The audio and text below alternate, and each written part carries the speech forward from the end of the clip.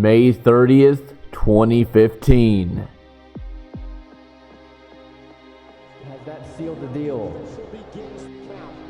What? Oh my goodness! Oh my goodness! What? That's it? Oh man, F5! A story began.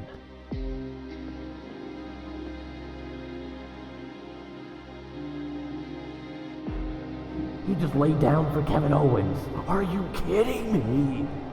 What? It's now time to end one chapter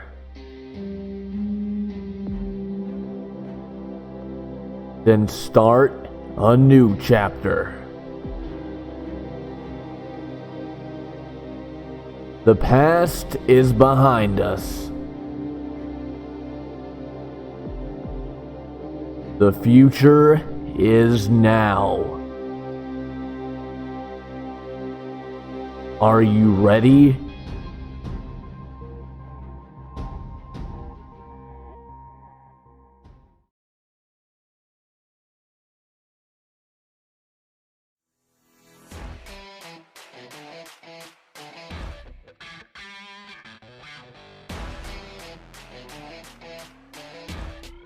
Mark, I've got some breaking news to announce. As of this moment, you, my friend, are no longer the host of WWE Backstage Pass. A new host will be taking your place, which will be revealed on the next episode. Mark, you're a professional wrestler, not a backstage analyst. You've got a bright future. I'm 110% backing you. I've pulled some strings, talked to the right people, and as of right now, you're now officially a part of Monday Night Raw.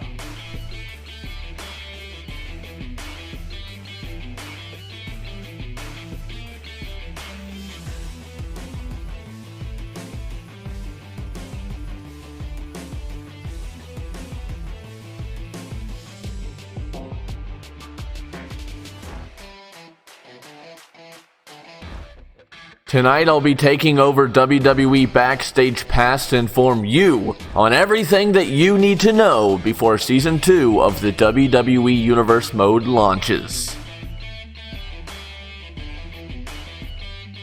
Before we begin, I want you all to be aware that over on twitch.tv/OfficialJRJ you can rewatch past content and current content on demand, including the current NXT product.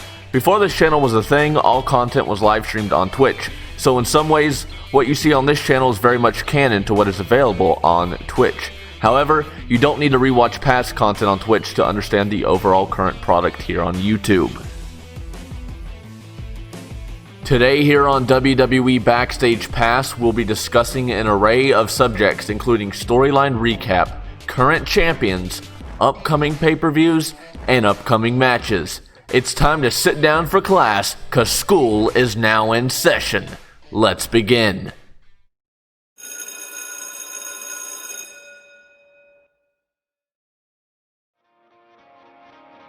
We'll be starting with the Royal Rumble pay-per-view, which you can watch on demand here on the channel. It would be Adam Cole in the finals of the Royal Rumble match when Aleister Black would make the number 30 entrant.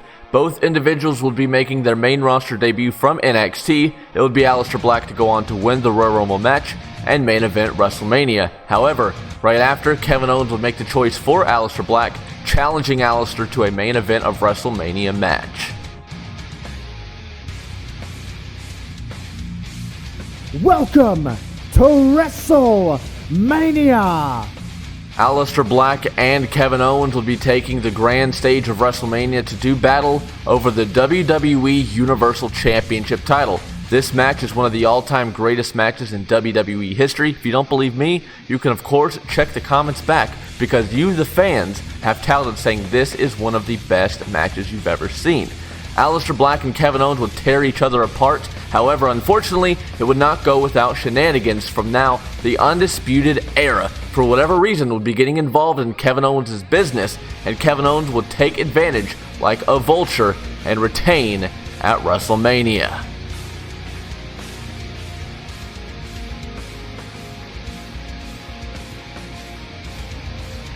It would be the Monday Night Raw after WrestleMania when Kevin Owens would make his first appearance since retaining against Aleister Black, of course boasting just like Kevin Owens normally always does. However, Aleister Black was not done with Kevin Owens, looking to make Owens pay for his sins. Kevin Owens would try and escape the Monday Night Raw arena, but Aleister Black would continue to stalk him until these two would meet up the following week and do battle. As the steel cage was lowered, Kevin Owens thought he had Aleister Black right where he wants him, but of course Aleister Black had other plans. These two would do battle to end the final Raw before Backlash. Aleister Black and Kevin Owens would once again do battle over the WWE Universal Championship title, but this time it would be inside one of the most devastating structures in WWE history, the steel cage. Aleister Black would actually scale to the top of the structure when he would risk his body and go crashing off the top onto Kevin Owens. Aleister Black would look to further end the match when he would connect with a big running knee to Kevin Owens. However, Owens' resiliency would keep him along, continuing the fight with his challenger in Aleister Black. Both individuals would continue to tear each other apart in the main event of the Backlash pay-per-view. However, when we thought it was all said and done, Eric Bischoff would play more mind games, acting as if he was kidnapped by Aleister Black.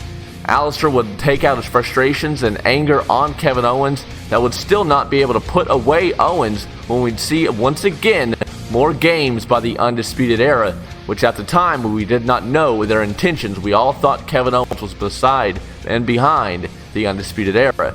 On the following Monday Night Raw after the Backlash pay-per-view, we would see Aleister Black addressing Kevin Owens and the Undisputed Era once again. Rightfully so. However, just when we thought Aleister Black had his sights set on Kevin Owens and the Undisputed Era, we would see an absolutely brutal assault by a mystery individual, who at the time we had no idea who it was, but it would be revealed to be the returning Daniel Bryan, who we hadn't seen in months. He would show off this newfound aggression, this new side of Daniel Bryan that we've never seen before in WWE history.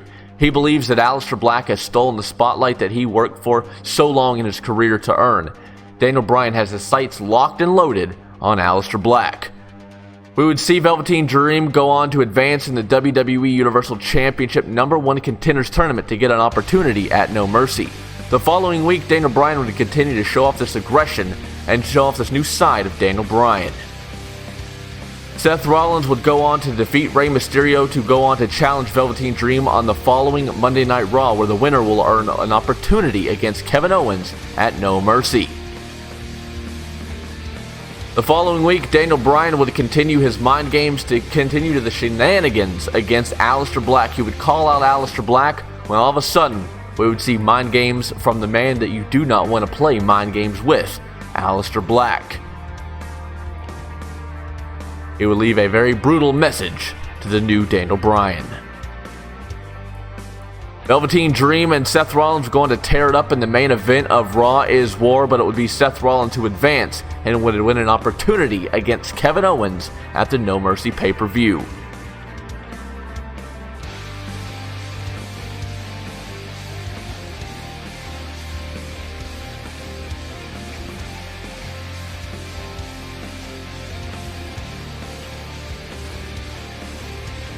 The new Daniel Bryan and Aleister Black would finally do battle at the No Mercy pay-per-view, which would go on to be, in my opinion anyways, one of the most brutal matches in WWE history. The two individuals would go on to try and prove who the better wrestler in the WWE was. This match would be absolutely brutal to watch. However, in the endgame, it would be Aleister Black putting away the new Daniel Bryan. EC3 and Adam Cole Bay will do battle over the Intercontinental title later on in the evening, where we would see the rise of the Chaos Theory, Eric Young and Dean Ambrose, who took out Kyle O'Reilly and Bobby Fish. While Adam Cole was distracted, EC3 took advantage to become the new champion. We would see Seth Rollins and Kevin Owens do battle over the WWE Universal Championship title. While the match was a very good contest, we would see more mind games, more dirty tactics by the Undisputed Era, which at the time we would still think that Kevin Owens was behind the Undisputed Era the entire time. They would leave Kevin Owens high and dry, and then Seth Rollins would look to take advantage, taking out Kevin Owens, where we'd all think that Seth Rollins had this match won in the bag just because the Undisputed Era was gone. Kevin Owens would fight through, using all the resiliency in the world to retain the WWE Universal Championship title using a signature move from Brock Lesnar. On the following Monday Night Raw after the No Mercy pay-per-view, Seth Rollins would look to bounce back in a big way against the King of Strong Style Shinsuke Nakamura. In some eyes, this would be a dream match. However, during this match, Seth Rollins would take advantage of a leg injury to Shinsuke Nakamura. He would go on to defeat the King of Strong Style, bouncing back with a big W. However, just when we thought Seth Rollins was in the clear, Aleister Black would set his sights on the Architect. Later on that evening, Eric Bischoff and Vince McMahon would continue to scheme up their plans, setting up for what would be one of the most monumental moments in WWE history, one of the most memorable moments in WWE history, when Adam Cole would look to induct a new member into the black and gold group, the Undisputed Era. Just when everybody thought it was going to be Kevin Owens, me included, Kevin Owens would quickly shoot it down, saying he wants nothing to do with the Undisputed Era. Adam Cole saying that you do not have to flatter yourself, Kevin Owens, because you are not the member. He would go on to shock everybody, and in my opinion, I think it even shocked Kevin Owens himself.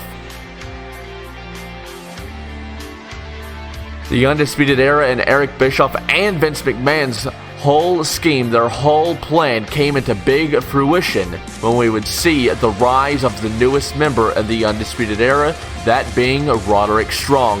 Adam Cole and Roderick Strong would go on to injure Kevin Owens, putting him on the shelf for quite some time. Seth Rollins would once again look to bounce back with a big win over Cedric Alexander, getting back on a momentum streak, a win streak here in the WWE. He would show this new aggression that he believes Aleister Black has brought out of him. The Undisputed Era and the Chaos Theory would finally do battle in tag team action, and it would start the tag team revolution here in the WWE. However, it would be the Chaos Theory who would put away Kyle O'Reilly and Bobby Fish in one of the best tag team matches that we've seen in recent WWE history. Later on that evening, The Miz will look to take battle against the newest Undisputed Era member, Roderick Strong. Roderick Strong would take advantage of an arm injury to The Miz, literally snapping him off the top rope, and would put away The Miz with a submission victory. Just when Roderick Strong thought everything was done for the evening for himself, we would see the rise, the returning Sami Zayn, who would be disguised in El Generico gear, shocking everybody, including Roderick Strong and Eric Bischoff. A big thorn in the side of the Undisputed Era. We would see Adam Cole, Bebe, addressing the WWE Universe, and the following week of Monday Night Raw addressing what happened with himself and Kevin Owens and Roderick Strong. Obviously the crowd not taking too kind to Adam Cole. However, later on that evening, we would continue to see an ambulance pulling up in the WWE as Sami Zayn will look to do battle against his newfound rival in Roderick Strong. Sami Zayn looking to avenge his down partner and Kevin Owens. We would see a lot of dirty tactics from both individuals. It was all desperation, all looking to prove who was the better individual and looking to put away one another. However, later on in the evening, Eric Bischoff would get involved in this match, and he would even get distracted by the ambulance that was backstage. Just as everything was going to absolute chaos, we would see Kyle O'Reilly and Bobby Fish get involved as Eric Bischoff would continue his way backstage with a steel chair, obviously going towards the ambulance as the Undisputed Era will look to take out Sami Zayn. But just as they were being the scoundrels that they are, we would see the Chaos Theory break things up and come to the rescue of Sami Zayn. Then, Kevin Owens would make his grand return to the WWE, even taking out Eric Bischoff himself. I have no idea what Eric Bischoff was thinking that he could take down the prize fighter.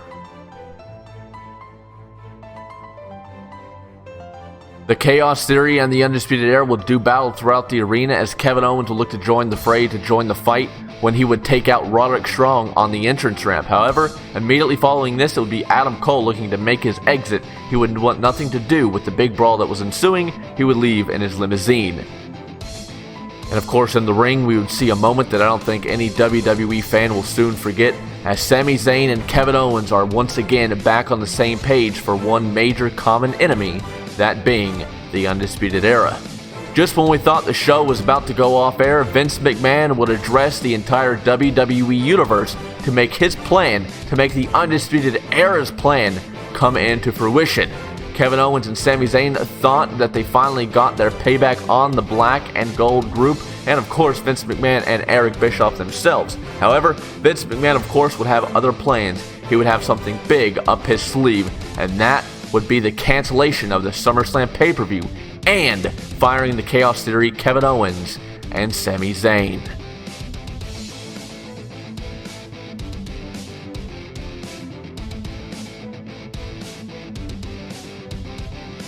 Kevin Owens' championship reign would be cut short at a historic 675 days. Later on that evening, in a Raw dark match, it would be Jeff Hardy and Seth Rollins doing battle on the Red brand, as Seth Rollins would pick up a huge win over the charismatic Enigma and stamp his third win in a row on Monday Night Raw. Vince McMahon would address the WWE Universe, and he would address who would be fighting for the vacant WWE Universal Championship title. Adam Cole and Aleister Black would be the first two involved. However, Seth Rollins would want his way into that tournament when he demanded a championship opportunity. Vince McMahon saying, of course, he was impressed by the wins of Seth Rollins, and he didn't have an opponent. However, quickly we would see the rise of NXT superstar Matt Riddle, bro. So now on the season premiere, it will be Aleister Black and Adam Cole in the first round of the WWE Universal Championship Tournament. And then, of course, in the second round of said tournament will be Matt Riddle and Seth Rollins. This whole entire tournament will culminate on the season premiere of Raw, where we will crown a brand new champion. If you want to go more in-depth on the storyline that surrounds the Universal title, then I highly suggest catching Seth Rollins and Adam Cole at the Backlash pay-per-view. However, I also suggest at the No Mercy pay-per-view that you catch the remainder of Adam Cole and EC3 for the Intercontinental title. Turning our attention now to WrestleMania, we would see the Rowdy One, Ronda Rousey, do battle with Asuka for the Raw Women's Championship title on the grandest stage of them all. Asuka, who at the time was undefeated, was looking to retain her title. Myself, including everybody else, figured she was going to do just that, just because Ronda Rousey was very new to the squared circle. However, Ronda Rousey would go on to do what Ronda Rousey does best, and that is learn everything with the quickness. She would put away Asuka to win her first championship title in the WWE. Throughout the months, Ronda Rousey has been demanding a long list of things from Stephanie McMahon, one of those things being to put the women's division in a more primetime slot in the WWE. Stephanie McMahon would cave and promise that she had something big for the following week of Raw. And well, she did have something quite big planned for not just Ronda Rousey, but the entire Raw women's division as a whole. She promised something spectacular, and well, that was in the form of NXT superstar, now Raw superstar, Rhea Ripley, who would unleash her brutality on the Rowdy One, Ronda Rousey, sending a direct message to not just Ronda Rousey, but the entire Raw women's division, and even really the women's division as a whole here in World Wrestling Entertainment. Rhea Ripley would bring the fight to Ronda Rousey like nobody has seen in recent memory in the WWE. Ronda Rousey's current championship reign is at 477 days and counting. If you want to go more in-depth on the Raw Women's Championship storyline, then check out Ronda Rousey and Sasha Banks at Backlash. But ladies and gentlemen, we have some massive breaking news here. At the first all-women's pay-per-view known as Evolution, it will be challenger Rhea Ripley taking on champion Ronda Rousey for the Raw Women's Championship title in the main event of Evolution for the first time ever. We now turn our attention to the Raw Tag Team titles, where months ago it was the Bludgeon Brothers putting those tag team straps on the line against the Mystery Tag Team. That Mystery Tag Team turned out to be the debuting Lucha Brothers Rey Fenix, and Pentagon Jr., who burst onto the scene as a part of this tag team revolution that Triple H has been putting together to make tag team wrestling important again. It would be the Lucha Brothers who would put away the Bludgeon Brothers for the Raw Tag Team titles on their first night here in the WWE. Weeks later, we would see the Usos challenge the Lucha Brothers for the Raw Tag Team titles, in which, in my opinion, was one of the best tag team matches that we've seen here in the WWE. The Lucha Brothers would put away the Usos to retain. What a tag team revolution this has been. It won't stop there, because on the season premiere, we are going to find out a tournament full of top tag teams to challenge the Lucha Brothers for the Raw Tag Team titles.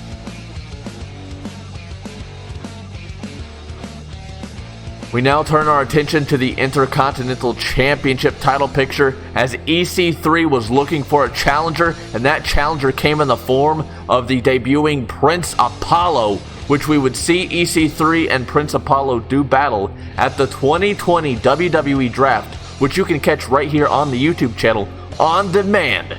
It would be EC3 and Prince Apollo, two of the most up-and-coming rising superstars here in the WWE, two of the best that we have right now in the world of professional wrestling. They would put on an absolute clinic. However, there can only be one winner for the Intercontinental Championship title, and of course that winner is the brand new Intercontinental Champion, Prince Apollo.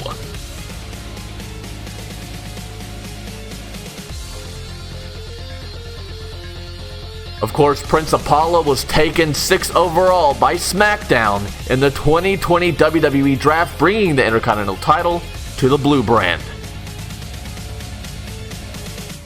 Turning our attention now to a very, very serious and important storyline on the Red brand. Edge has been talking with Stone Cold about what we do not know. Only one can assume it's a in-ring return for the first time in almost 5 years in the WWE. However, Daniel Bryan has not taken too kindly to the actions of Edge coming back to the WWE. He is one who does not want to see Edge return to the squared circle, even insulting Edge about his past neck injuries, even though Daniel Bryan has suffered some of the same. Just when we thought we were going to find out what this whole thing was with Stone Cold and Edge, we would then find out that Edge was taken out, brutally assaulted backstage. The only person around was Daniel Bryan. Turning our attention now to the gold brand of NXT, we focus on the NXT Championship title picture, as Tommaso Ciampa, who has been on an absolutely dominating role as champion, first put away Matt Riddle at NXT TakeOver Brooklyn to, of course, retain the NXT Championship title, but it wouldn't stop there for the Blackheart of NXT. The next challenger in line was the one and only Ricochet, but he could not be the one and only person to put away Tommaso Ciampa, because Tommaso Ciampa would put away Ricochet with Fairy Tale's ending to retain.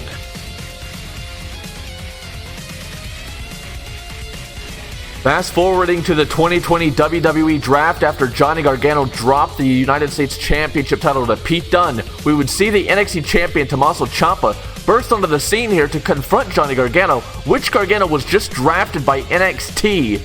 And we thought, well, maybe we're going to see a brawl, but no! Instead, they stand side by side to end the 2020 WWE Draft. However, we weren't able to try and catch some words, keyword try, because we couldn't get any words out of either Tommaso Ciampa or Johnny Gargano. Of course, Mae Young tried, but nothing was going down between DIY as far as words are concerned. Then we would see Tommaso Ciampa make his in-ring return to the gold brand of NXT to take on the debuting Randy Orton on NXT, who was fired by Vince McMahon himself, and he signed a contract with NXT. In his first night, he puts away the champion in a non-title bout.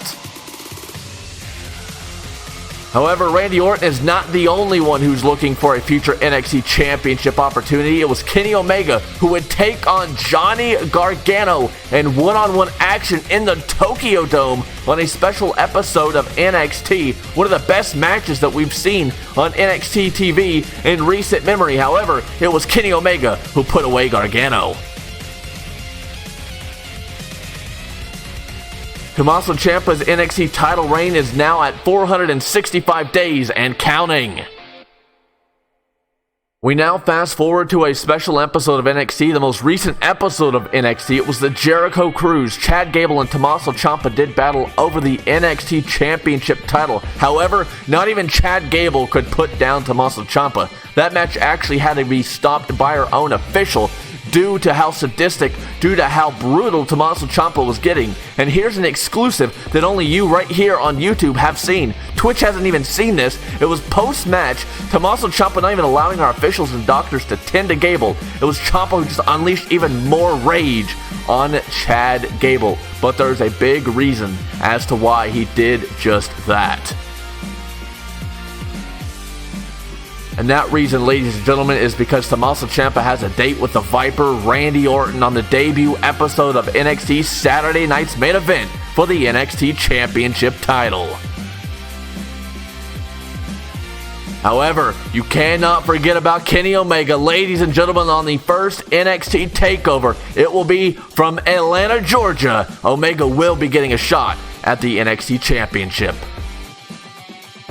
We now turn our attention to women's division action in NXT as Shayna Baszler put the title on the line at NXT TakeOver Brooklyn against Candice LeRae, where Candice LeRae would overcome all the odds to win her first championship title in the WWE.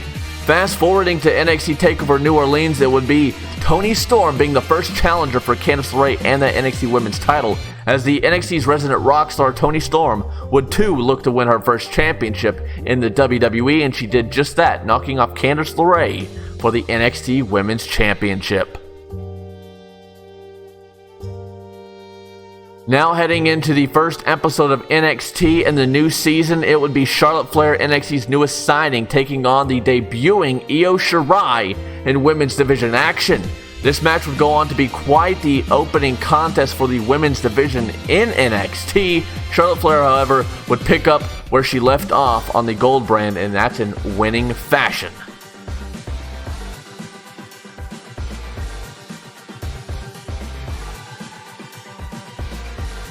Losing to Charlotte Flair would set Io Shirai off, snapping on Charlotte Flair and showcasing this new side of Io Shirai that we've never seen before.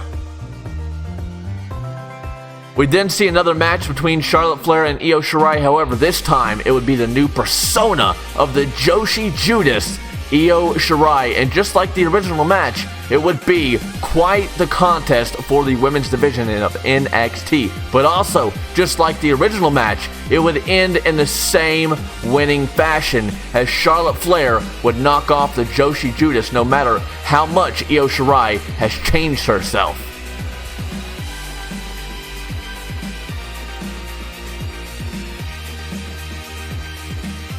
Now heading into an NXT Women's Championship match, it would be NXT's newest signing in the 2020 WWE Draft, Nikki Cross, taking on the current NXT Women's Champion, Toni Storm, in what would be quite the sadistic and brutal match between these two, as it was inside of a steel cage, and it would be Nikki Cross knocking off Toni Storm. Then heading into the Jericho Cruise on the recent episode of NXT, Toni Storm would invoke her rematch clause against NXT's Twisted Sister, Nikki Cross. And just like the first match between these two, it would also get a bit brutal and a bit sadistic. However, it was a different winner, a different ending to this rivalry, as Toni Storm would walk away a two-time NXT Women's Champion.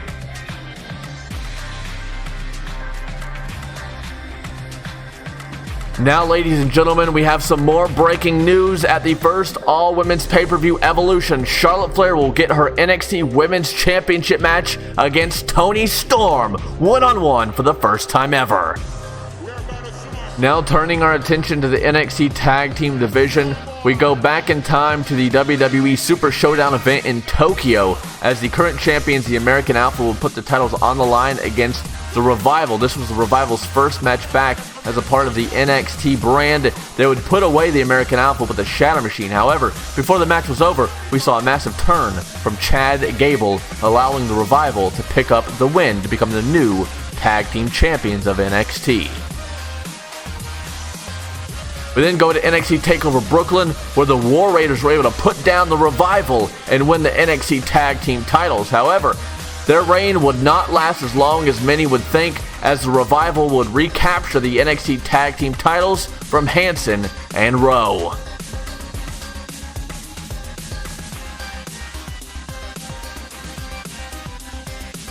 The Revival have gone through the likes of the Young Bucks on NXT. They've also gone through the Street Profits. The Revival continuously cleaning through the NXT Tag Team division, and even most recently in the form of the Usos.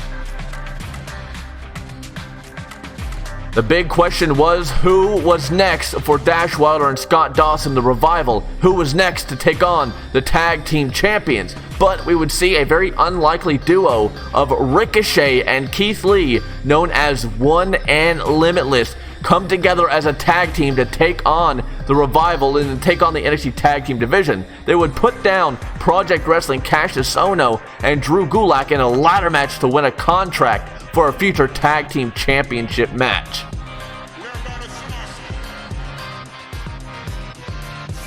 One and Limitless would get that opportunity at the Jericho Cruise in a 15-man Iron Man tag team match, where the match would actually end in a draw. The Revival would once again skate by the skin of their teeth to retain the NXT Tag Team titles. However, they are not going to get too far, as on the next episode of NXT, One and Limitless takes on the Revival in a 30-minute no disqualification Iron Man match for the NXT Tag Team Championship titles.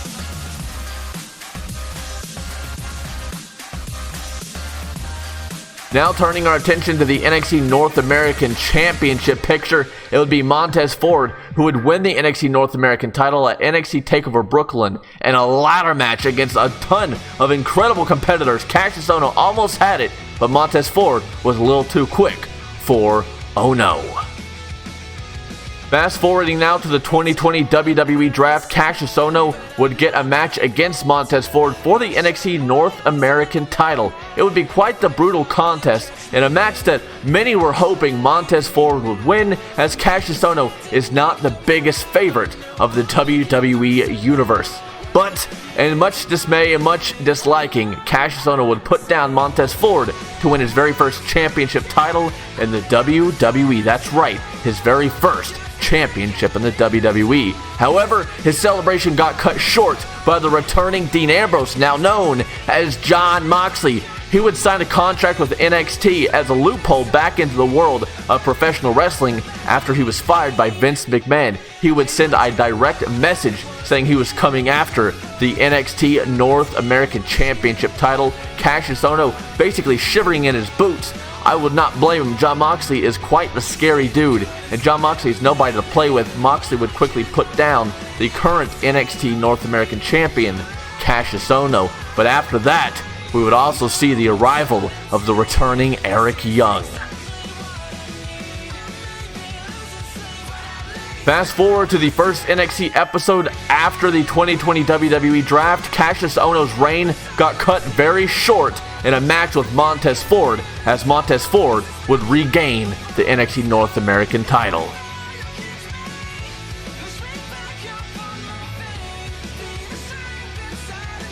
Jon Moxley would continue his pursuit for the NXT North American Championship title, but he was cost a #1 contenders match weeks ago by this man, Baron Corbin, who is also a new part of NXT and has brought back the Lone Wolf persona. And it would be an absolutely brutal contest between these two in a 2 out of 3 falls street fight. However, there can only be one victor in a match, and that, ladies and gentlemen, that victor would be the Lone Wolf, Baron Corbin, who would literally choke out Jon Moxley.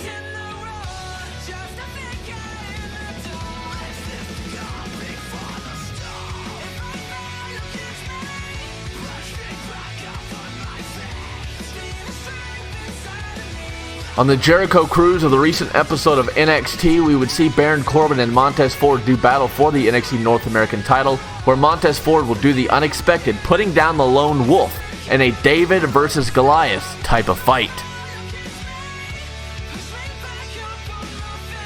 On the next episode of NXT, we will see a number one contenders battle royal take place, where the winner of that battle royal will be next in line for Montez Ford and the NXT North American Championship title. Now going into the WWE Cruiserweight division, we would see Ricochet and Will Ospreay do battle at NXT TakeOver Brooklyn for the Cruiserweight Championship title, where this match was touted to be one of the best Cruiserweight matches that the audience has seen in quite some time. Ricochet and Will Ospreay doing what everyone figured they were going to do, and that was steal the show. However, there can only be one winner, and that winner was Will Ospreay. Then Kushida would try and take the title off of Will Ospreay at NXT TakeOver New Orleans. These two would once again showcase what the Cruiserweight division is all about. Just like Will Ospreay and Ricochet, it would be Will Ospreay and Kushida who would steal the show at NXT TakeOver New Orleans, where Kushida would pull off a massive upset and take down Will Ospreay to win the Cruiserweight Championship title.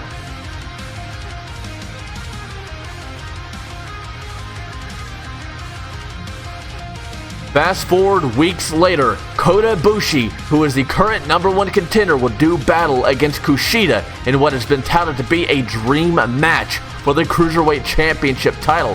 Kushida's championship reign did not last as long as some may have expected. However, these two put on an absolute clinic in front of Full Sail University, but it would be Kushida who would be dropped by Kota Ibushi, where we saw a new champion in Kota Ibushi. The question is now, who will step up from Raw, NXT, and SmackDown as the Cruiserweight division has been expanded, has been spread across all three major brands here in the WWE. With the Cruiserweight division more stacked than it has ever been before, the question still remains, who's next in line for a Cruiserweight Championship opportunity?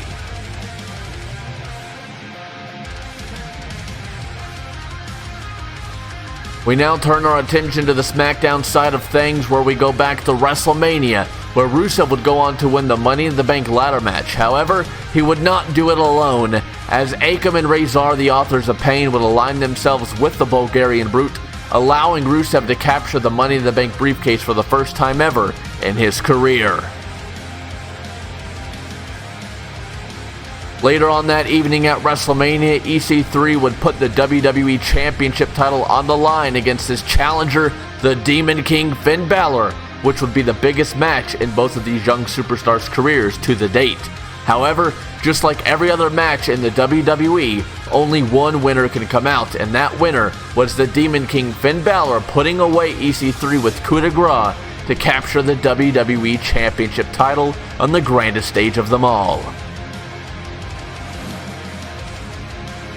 On the first SmackDown episode after WrestleMania, Finn Balor would celebrate a big win on the Blue brand. However, the NWO Wolfpack would make their presence known, attacking Finn Balor and allowing Rusev to cash in his Money in the Bank briefcase, thus giving Rusev the opportunity to become the WWE Champion for the first time ever in his career, and he would do just that after a Machka kick to Finn Balor.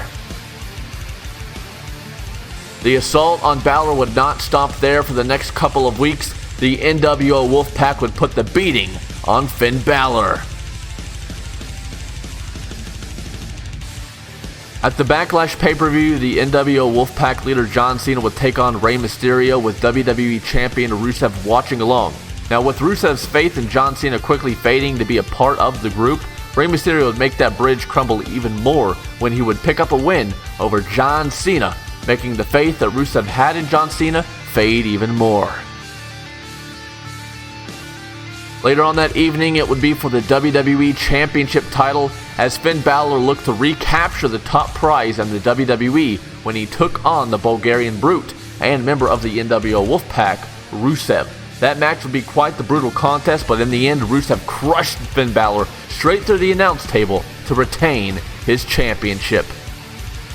The mind games would quickly begin as the Demon King would resurface right after that match and start the mind games, getting into the head of Rusev.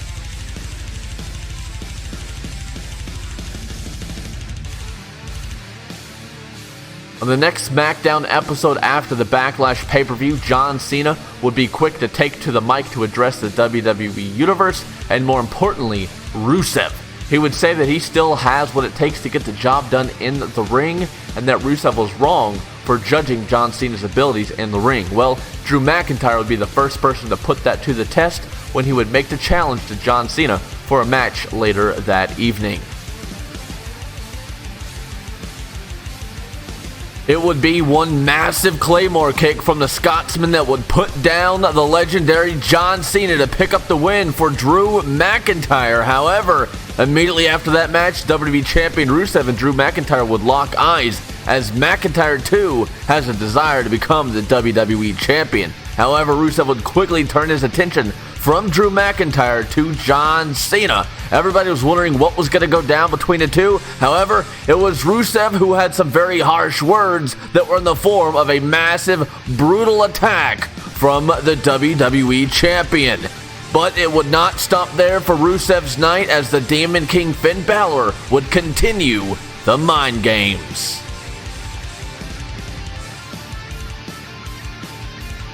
The following week on SmackDown, the phenomenal AJ Styles would put his name in the hat to become the next WWE Champion. He believes he deserved the opportunity against Rusev, and he was not going to wait around any longer for his opportunity. However, AJ Styles would not get an answer from Rusev. Instead, it was the Scotsman Drew McIntyre who would come out to challenge AJ Styles. Styles was happy to oblige, but he got quickly put down by a Claymore. Rusev was celebrating a big win over Mustafa Ali when all of a sudden the mind games would really pick up from the Demon King Finn Balor, as a massive cell was lowered and the Demon King would look on.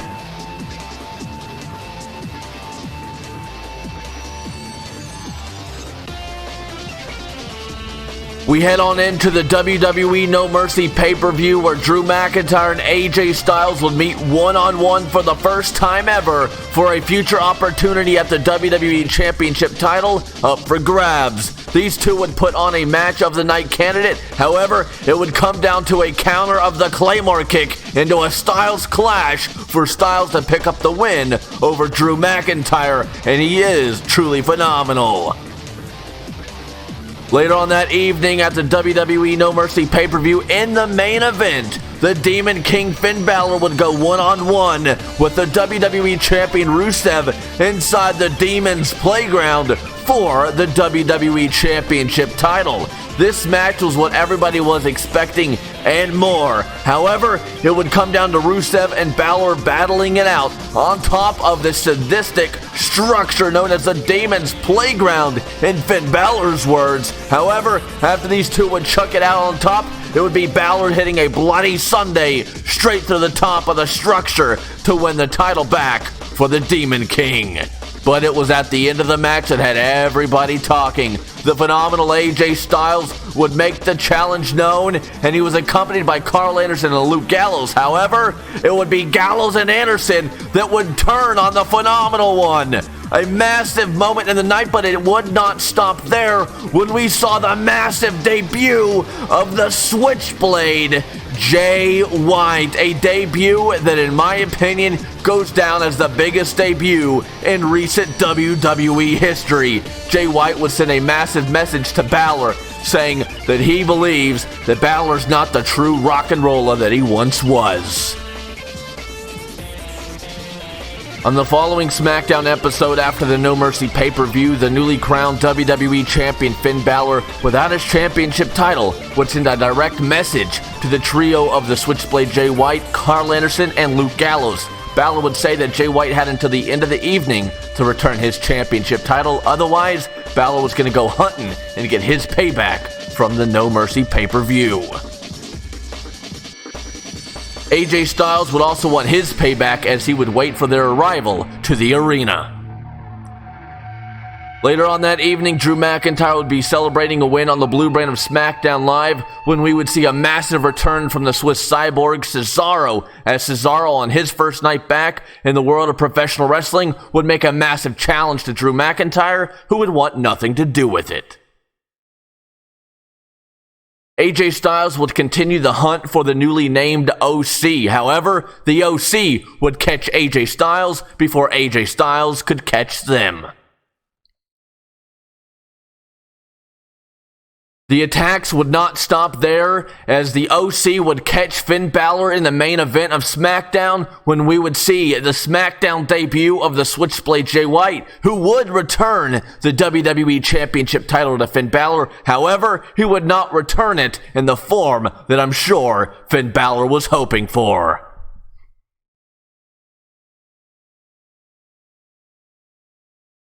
On the following week of SmackDown Live, AJ Styles and WWE Champion Finn Balor would make an unlikely duo as they would team up to take on the OC in a 3-on-2 handicap match. It would be Luke Gallows, Carl Anderson, and the Switchblade Jay White versus the phenomenal AJ Styles and, of course, Finn Balor. It would be Balor who would inadvertently slap AJ Styles, and the Switchblade Jay White would take advantage with a big Blade Runner on AJ Styles to pick up his very first win in the WWE. It would be Drew McIntyre who would be stalking Cesaro, as Cesaro would go one-on-one with Mustafa Ali on the blue brand of SmackDown. Cesaro would pick up the win. However, Drew McIntyre would try and one-up him with a big cheap attack on Mustafa Ali, and Cesaro would just watch on. AJ Styles would battle some words with Finn Balor backstage over the slap that was inadvertent in the match. The two would exchange some very heated words, and Styles would actually agree with Jay White. Jay White, who is now out with injury in the WWE, would be addressing the WWE Championship picture that would be taking place later on that evening on the final episode of SmackDown in the very first season. In the first match of the season finale of SmackDown, Drew McIntyre and Cesaro would go one-on-one in what would be one of the most brutal matches in the Blue Brand's rich history. These two would literally tear each other apart for a massive opportunity on the season premiere of SmackDown Live, as the winner of this match would get a one-on-one WWE Championship opportunity. Drew McIntyre has failed in the past, and he was not looking to fail yet again. However, it would be Cesaro who would pick up a surprise win over Drew McIntyre, and now Cesaro has a future opportunity at the biggest prize in WWE today.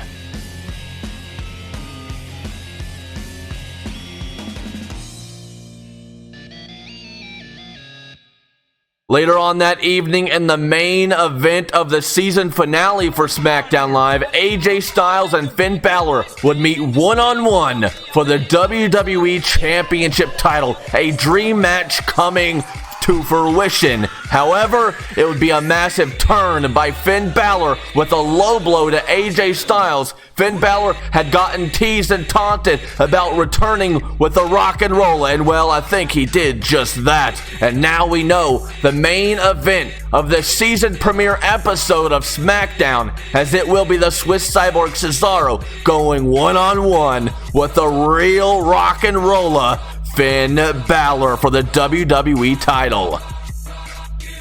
And AJ Styles will address the actions of Finn Balor on the season premiere episode of The Blue Brand. You gotta wonder what's on the mind of the Phenomenal One.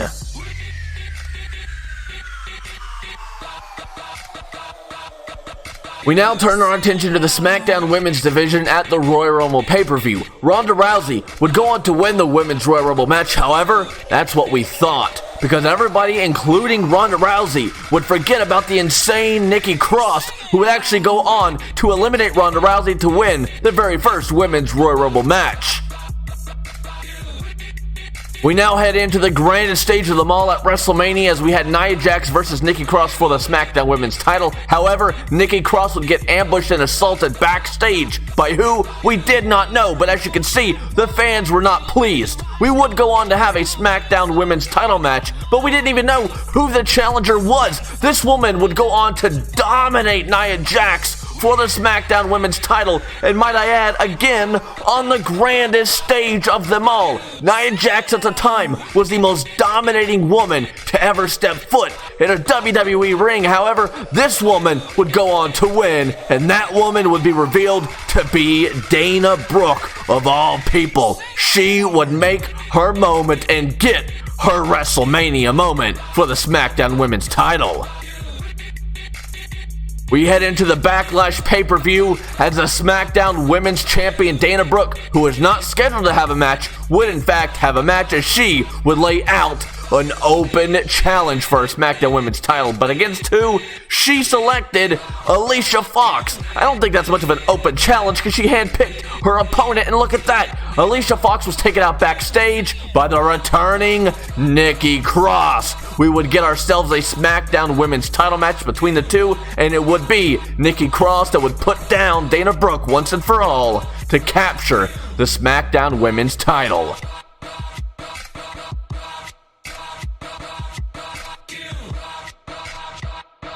On the next episode of SmackDown Live, it would be for the SmackDown Women's title as Nikki Cross and Dana Brooke would do battle once more in what would go on to be quite the contest. However, it would be the same ending as the original, as Nikki Cross would put down Dana Brooke once more, but this time to retain the SmackDown Women's title. However, what happened after the match is what had everybody talking.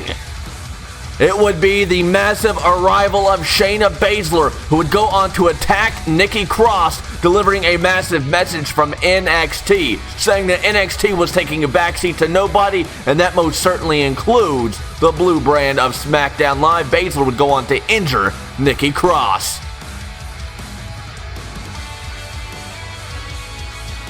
Nikki Cross would go on to get drafted by NXT in the 2020 WWE Draft, thus forcing her to vacate the SmackDown Women's title. And well, SmackDown wouldn't take a huge loss as they would go on to draft Shayna Baszler 4th overall in the 2020 WWE Draft. And now, ladies and gentlemen, with no SmackDown Women's title, that leaves a huge gap on the blue brand for somebody to take an opportunity. And well, Shayna Baszler would not wait too long to take that opportunity that Stephanie McMahon was offering.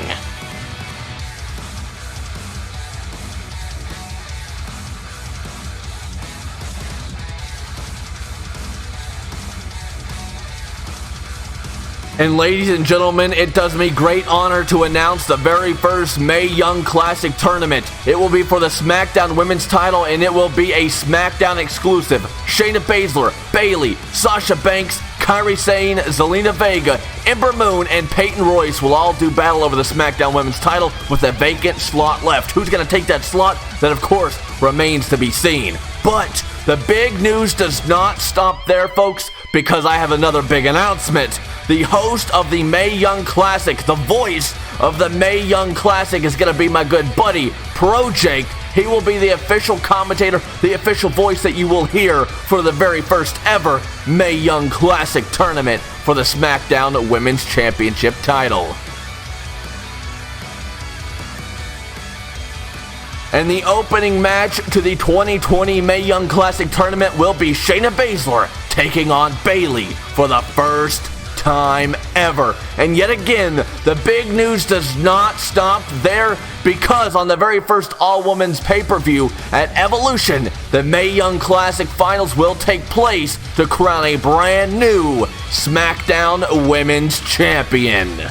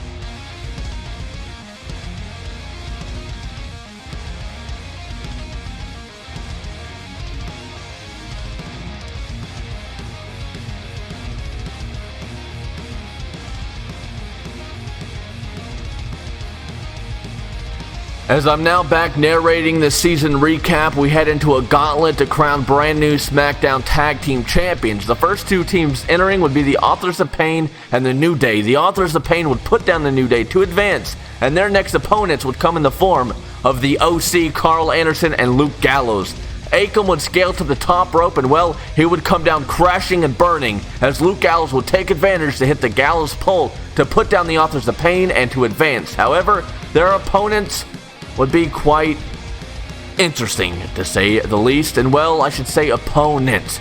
This was absolutely insane, and now we've seen a lot of creepy things in the WWE. I mean, we've had Kane, we've had The Undertaker, we've had the Boogeyman, but Bray Wyatt is just on a whole nother level of creepy. We would see somebody in the ring with a sheep mask and riding all over themselves with gloves that saying hurt and heal, and then the Fiend Bray Wyatt would arrive on the blue brand of SmackDown Live. I can't blame Carl Anderson, he would want nothing to do with the Fiend. The Fiend would take out Luke Gallows and Carl Anderson to single-handedly win the SmackDown Tag Team titles. And well, if I'm not mistaken, you need two people for a SmackDown Tag Team title match, and it was just the Fiend. This is absolutely creepy. He says he won with the soul of Bo Wyatt. That's right, that was Bo Wyatt in that sheep mask. Bo Wyatt was almost reincarnated, if you will, into something a whole lot more creepy, and that right there is called the Entity. That's right, the Entity and the Fiend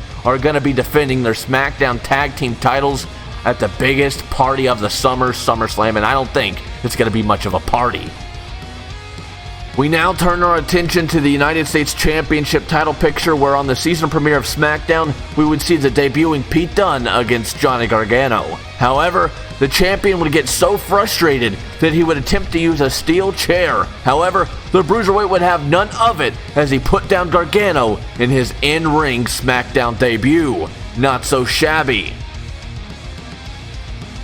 We would then see Pete Dunne pick up a win over free agent Noam Dar, but after the match, Johnny Gargano would once again introduce the steel chair. Pete Dunne would not back down from Gargano. In fact, he would even antagonize Gargano to snap and unleash his dark side. However, Gargano would simply leave a bold message by showing he's one step ahead of the Bruiserweight.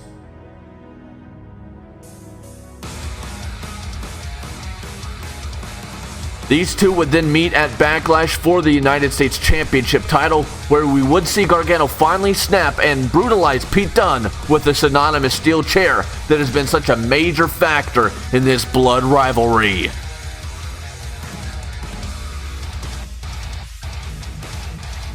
The two would trade blows for weeks, but it was this moment right here that put Dunne on the shelves for the next couple of weeks.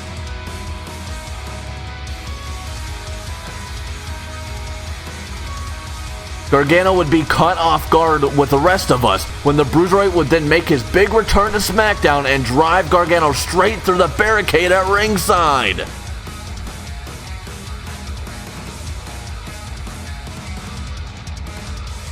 Johnny Wrestling would barge into Pete Dunne's locker room like a madman and challenge Dunne to a title match. However, Pete Dunne would decline and essentially say that he does not work on anybody else's time other than Bruiserweight O'Clock. He would confirm a future match between the two, but it would be on his time. But he did leave Gargano with one final message before their future encounter.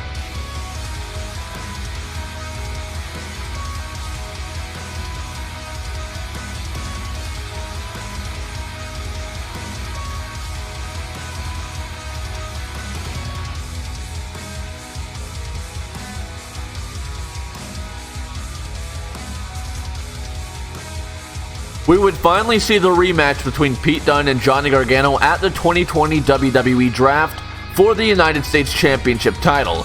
This would be the culmination of their rivalry, one of the biggest matches in both of these young superstars' careers here in the WWE.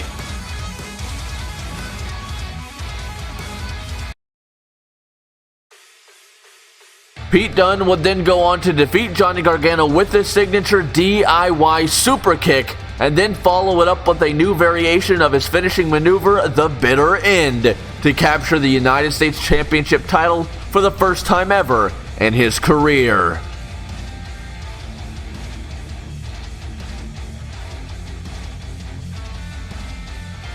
However, Pete Dunne would be drafted to Monday Night Raw at number 12 along with the United States Championship title that he won earlier that night. We then turned our attention back to WrestleMania, where we saw the legendary Undertaker go up against the It Factor, Bobby Roode. With everyone thinking this might be Taker's last ride at WrestleMania and in the WWE, it would then be Bobby Roode's business manager, the Nature Boy Ric Flair, who would attempt to make that a harsh reality for the WWE Universe and the Undertaker when he would intervene with the iconic Triple H sledgehammer, allowing Bobby Roode to get a massive win on Upset Central over The Undertaker at WrestleMania.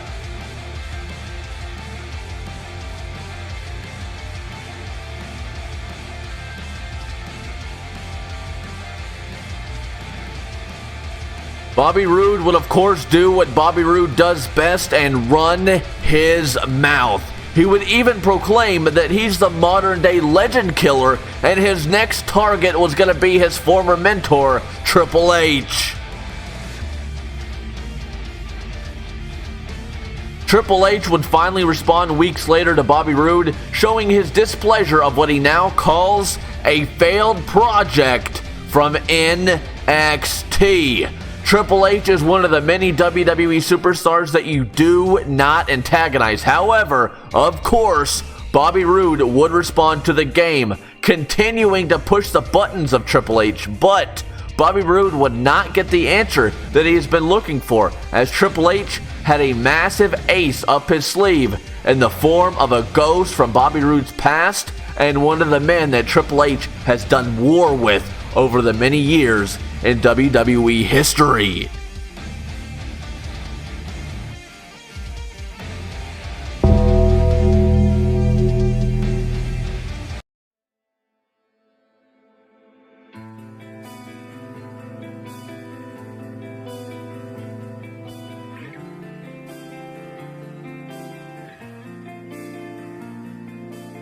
The game for this storyline has certainly changed, as Triple H would surprisingly draft the newly named Bobby Roode to NXT in the 2020 WWE Draft. However, with Undertaker being drafted by SmackDown, how will the Phenom respond when he appears on the season premiere episode of SmackDown? Now shifting gears to the red brand, we would see an enormous main event between hardcore champion Walter and Braun Strowman that literally broke the entire freaking ring.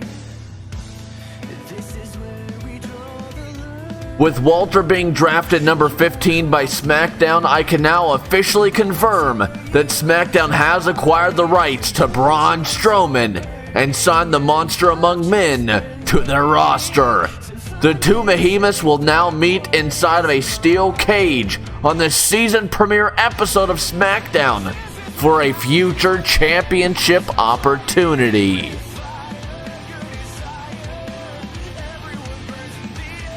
Taking a trip back to WrestleMania, we would see real-life family clash between Roman Reigns and The Rock on the Show of Shows, in which the big dog put down the SmackDown general manager on the grandest stage of them all.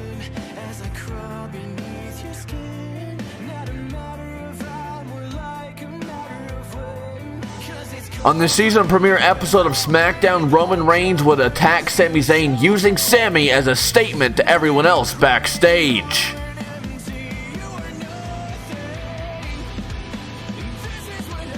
Tyler Breeze would be celebrating his win over Dolph Ziggler at a live event when we would see the return of Roman Reigns, where he was very vocal in wanting a match at the biggest party of the summer. The Rock did, however, have an opponent for Reigns in the form of the current television champion of the WWE, Tyler Breeze, Roman Reigns' former tag team partner in FCW. The big dog was quick to send a message to Prince Pretty when he hit a massive Superman punch on the entrance stage.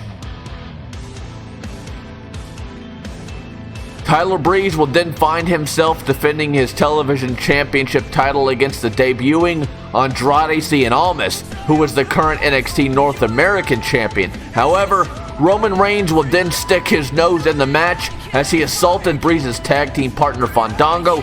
This allowed Almas to capture the television championship on night 1 in his career on SmackDown Live, and the big dog did not look back once.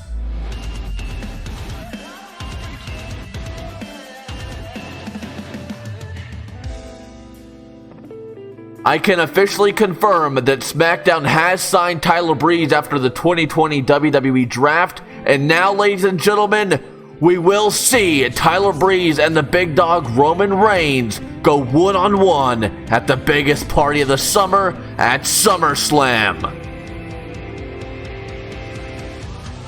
Dipping back into WrestleMania, we would see Bobby Lashley and Brock Lesnar clash on the grandest stage of them all.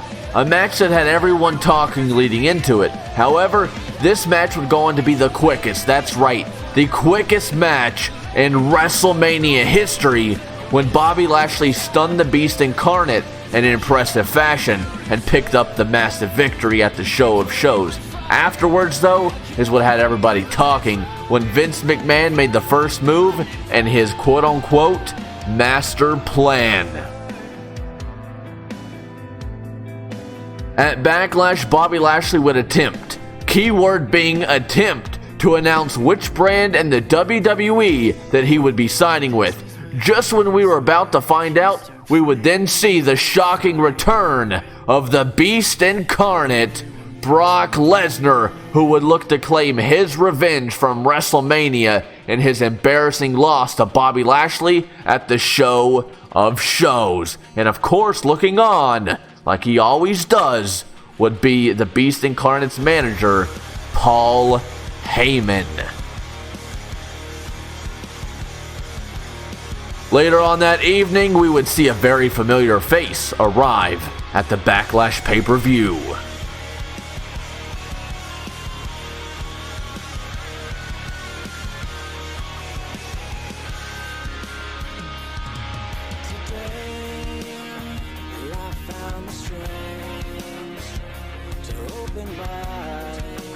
I would highly suggest checking out the Behind the Persona interview right here on the YouTube channel to go even more in depth with this storyline.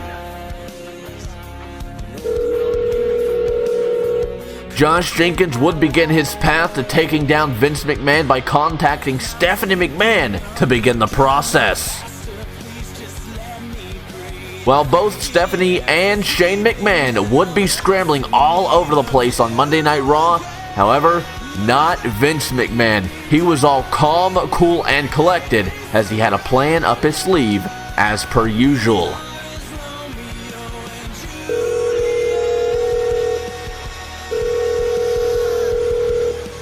That plan wouldn't last too long, as Josh Jenkins would then contact Vince McMahon himself via his telephone and deliver a message to Vince McMahon that would put Vince on scramble mode. Mr. McMahon would then bump into Randy Orton, who requested a title match, but instead, Mr. McMahon told Randy Orton to go to NXT TakeOver and destroy it. Keep in mind, that is the home of the game, Triple H.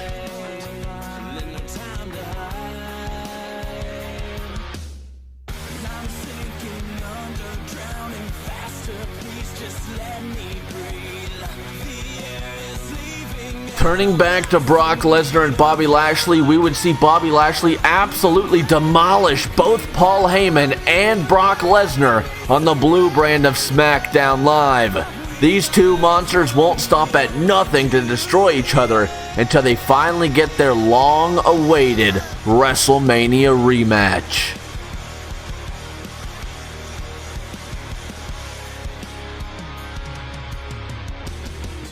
We have some breaking news that Bobby Lashley has been traded from Friday Night SmackDown over to Monday Night Raw. And well, ladies and gentlemen, get this. It's also now official for SummerSlam, as these two individuals, these two monsters, will put an exclamation point on this rivalry.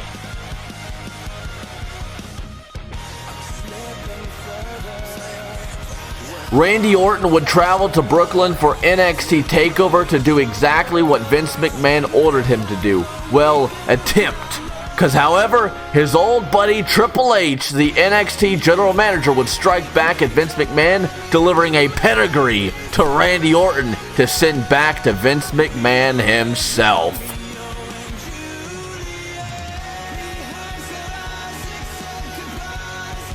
Triple H was absolutely furious on Raw with Vince McMahon, and even Shane McMahon wasn't in agreement with Mr. McMahon's plans. However, Vince McMahon believed he was only doing what he thought was best for business. The old excuse.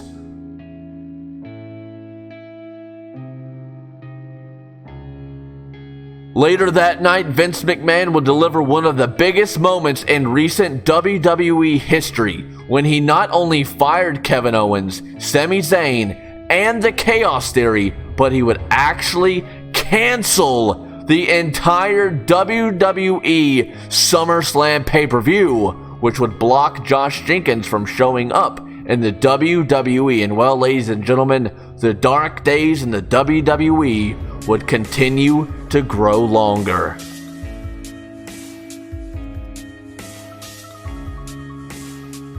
We would then even see Ronda Rousey show off her displeasures for the actions of Vince McMahon. However, she would then unleash those displeasures verbally to Stephanie McMahon, Vince McMahon's daughter, infuriated that Vince is an issue with the women's division getting the back burner in the WWE.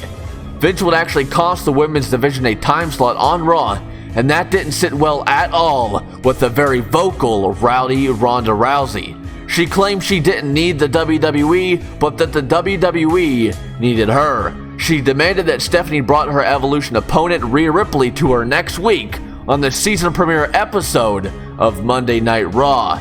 Both Stephanie McMahon and Triple H would then both be in agreement that Vince McMahon is truly out of control and that his entire demeanor in the WWE is something that really needed to change for the better good of the WWE and even for their very own family. But ladies and gentlemen, as per usual, Vince McMahon would continue to be one step ahead of everybody else in the WWE, announcing that he too would be at SmackDown right after Triple H and Stephanie McMahon were just talking about it. However, shortly after that, Vince McMahon would then go on to fire Randy Orton for failing to do what he requested at the NXT TakeOver pay-per-view. It's clear as day that Vince McMahon has truly lost his marbles. On the season finale episode of SmackDown, we would see Vince McMahon attempt to enter the arena. Again, keyword would be attempt, as he promised to be there. However, it was his son-in-law Triple H who would deliver shocking news to Vince McMahon, his father-in-law, that he was banned from the arena to ensure that Vince McMahon couldn't pull any dirty tactics that evening, because Triple H, Shane McMahon, and Stephanie McMahon had a big plan in store for SmackDown later on that evening. And well, ladies and gentlemen, what a surprise it was between the family of Vince McMahon. They would all come together to put Josh Jenkins in attendance to deliver a bombshell announcement to the WWE Universe, Vince McMahon, and in regards to the WWE SummerSlam pay-per-view. And well, ladies and gentlemen, he was not alone. Josh Jenkins brought with him a former thorn in Vince McMahon's side, and that would later be revealed to be the one and only best in the world, CM Punk.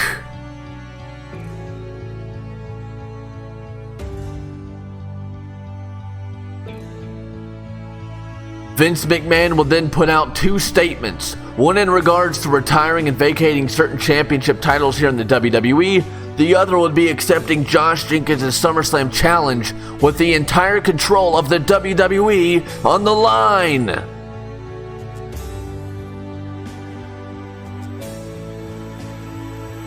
With that said, it's now official for SummerSlam as CM Punk represents Josh Jenkins. However, who's going to represent Vince McMahon? Find out on the season premiere of Monday Night Raw.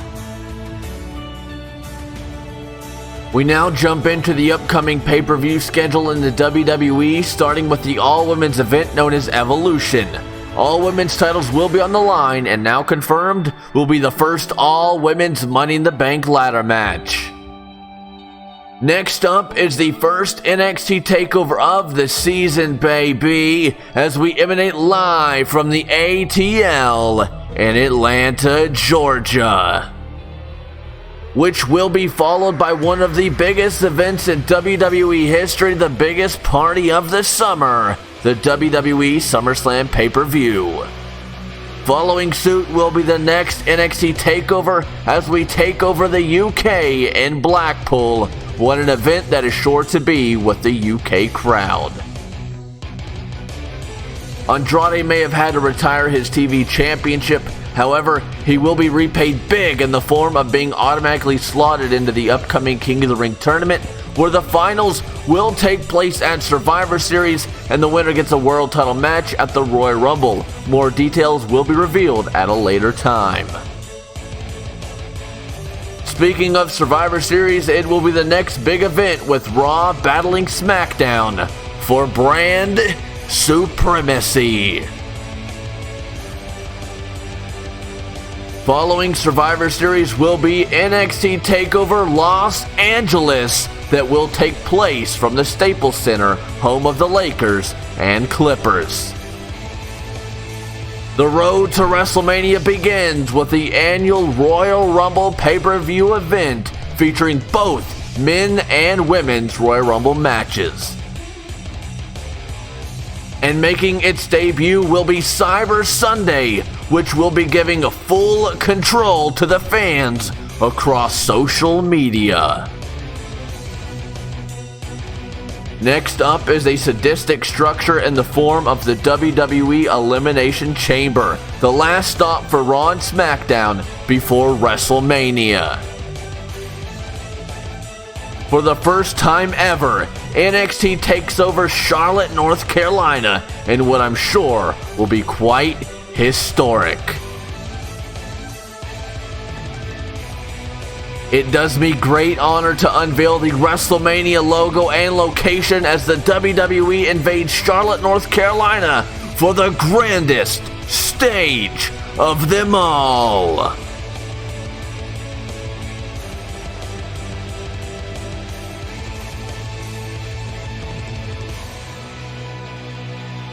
And ladies and gentlemen, let us not forget the WWE Power Rankings are coming soon to the WWE Universe Mode. We will have male heavyweight divisions, women's division, tag team division, and a cruiserweight division. All of these Power Rankings will be separate, and they will be unveiled on each weekly show in the WWE.